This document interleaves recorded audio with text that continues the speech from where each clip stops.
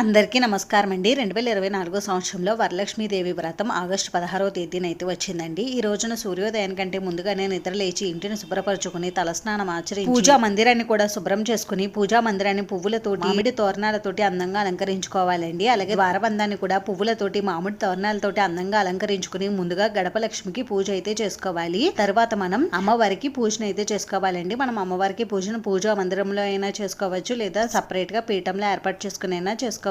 అమ్మవారి పూజను చేసుకునేవారు కలసం ఆనవాయితీ ఉన్నవారు కలసాన్ని పెట్టుకుని అమ్మవారికి పూజ చేసుకోవచ్చు అండి. కలసం ఆనవాయితీ లేని వారు కలసం పెట్టుకోకుండా అమ్మవారికి పూజను అయితే నిర్వహించుకోవచ్చు. ఇంకా ఈ రోజు పూజలో తప్పకుండా తోరగ్రంథి పూజ అనేది నిర్వహించుకోవాలండి. అందుకని ఒక 3 తోరాలను అయితే తయారు చేసుకుని పూజలు అమ్మవారి దగ్గర పెట్టుకోవాలి. ఇంకా ఈ రోజున అమ్మవారికి పూజను ఉదయం వేళల్లో అయినా చేసుకోవచ్చు, మధ్యాహ్నం అయినా చేసుకోవచ్చు, సాయంత్రం అయినా చేసుకోవచ్చు అండి. అమ్మవారికి పూజ చేసుకోవడానికి ఎటువంటి ఆచారం ఆనవాయితీతో పని లేదండి. ఎవరైనా సరే అమ్మవారికి పూజను చేసుకోవచ్చు.